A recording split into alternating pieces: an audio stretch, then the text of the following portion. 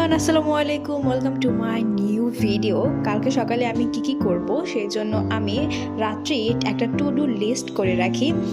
List করা থাকলে আমি কোন সাবজেক্টের কোন চ্যাপ্টারগুলো পড়বো তার একটা সুন্দর তালিকা থাকে।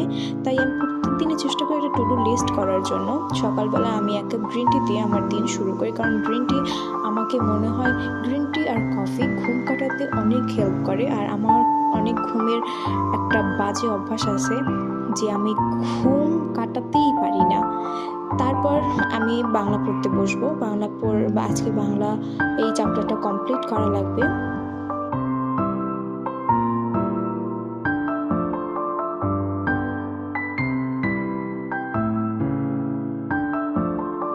আর বাংলা হলো আমার সবচেয়ে প্রিয় একটা সাবজেক্ট, যেটা বাংলা পড়তে আমার যে পরিমাণ ভালো লাগে অন্য সাবজেক্টের প্রতি আমার এতটা আকর্ষণ নেই যতটা বাংলার প্রতি আছে। তারপর ব্রেকফাস্ট করে পড়তে বসে গেলাম ইতিহাস। আমি এইচএসসিতে আর্টস ডিপার্টমেন্ট নিয়ে পড়ছি। আমার ব্যাকগ্রাউন্ড ছিল সায়েন্স, তাই ইতিহাস পড়তে আমার একটু কষ্ট হয়। তাও আবেগের বশে আর্টস ডিপার্টমেন্টে আমি ভর্তি হয়েছিলাম।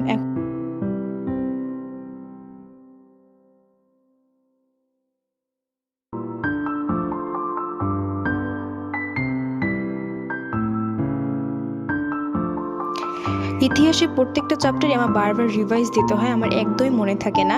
আর যখন আমি প্রথম অধ্যায়টা পড়ি, প্রথম অধ্যায় পলাশীর যুদ্ধ পড়লে আমার মন অনেক খারাপ হয়ে যায়। তার কারণ হলো আসলে কতটা নৃশংসতার সাথে সিরাজউদ্দৌলা মৃত্যুবরণ করেছেন, তাই না?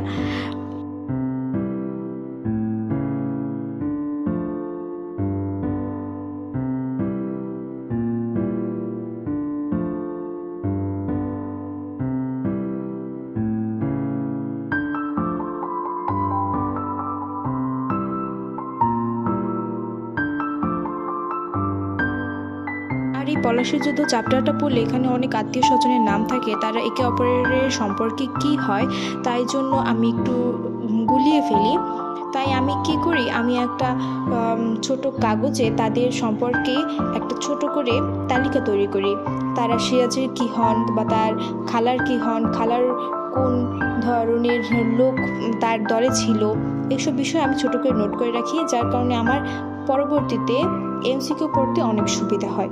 তাই আমি ভাবি যে প্রত্যেকের এরকম করে কিছু নোট করা উচিত, কারণ এইসব নোট করলে হয় কি পড়াটা মনে থাকে। আর একটা সবারই একটা কমন প্রশ্ন থাকে যে আমরা সায়েন্স নেব না আর্টস নেব। দেখেন, সায়েন্স এবং আর্টস দুইটাই বেটার। একজনের জন্য সায়েন্স বেটার, আরেকজনের জন্য আর্টস বেটার। আমি যেহেতু দুই ডিপার্টমেন্টেই পড়াশোনা করেছি, এসএসসিতে আমার যখন সায়েন্স ছিল আমি বুঝেছি আসলে সায়েন্সটা কেমন, আবার এখন আমি আর্টস নিয়ে পড়ছি, এখন বুঝতে পারছি আর্টসটা কেমন। ধরেন আপনি যদি সায়েন্স নিয়ে ডক্টর, ইঞ্জিনিয়ার এরকম না, আপনি যে কোনো ডিপার্টমেন্টে পড়তে পারবেন যদি আপনার ব্যাকগ্রাউন্ড সায়েন্স থাকে। আপনার এসএসসিতেও সায়েন্স, আবার আপনার এইচএসসিতেও সায়েন্স আছে। আর আপনি যদি মনে করেন এসএসসিতে সায়েন্স, যেমনটা আমার এসএসসিতে সায়েন্স এবং আমার এইচএসসিতেও হলো গিয়ে আর্টস, তো আমার জন্য কিছুটা সীমাবদ্ধতা আছে।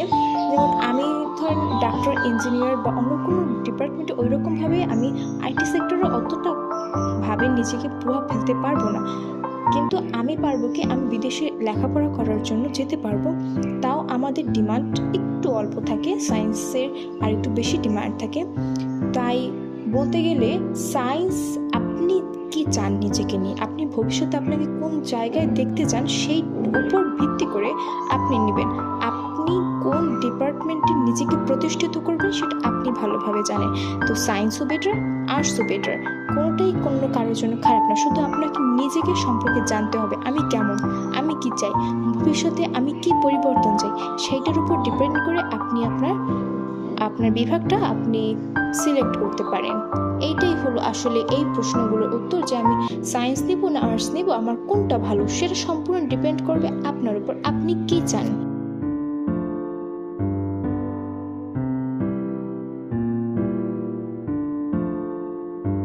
তো আমি এখন অর্থনীতি পড়ছি। আমার অর্থনীতি পড়তে ভালোই লাগে। আমি দিনে একটা নির্দিষ্ট সময় অর্থনীতি পড়ার জন্য রাখি, কারণ এই সাবজেক্টটা আমার জন্য একদম নতুন। আর এই সাবজেক্টের ভিতরে অঙ্কও আছে, আবার বিস্তারিত ব্যাখ্যার পড়াও আছে, তাই মোটামুটি চ্যাপ্টারটা পড়তে অনেক ভালোই লাগে। এই এতক্ষণ কারেন্ট ছিল না, হঠাৎ করে কারেন্ট চলে আসলো।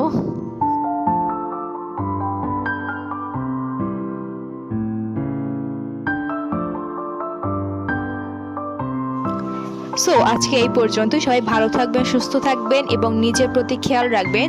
Thank you for watching. Good by.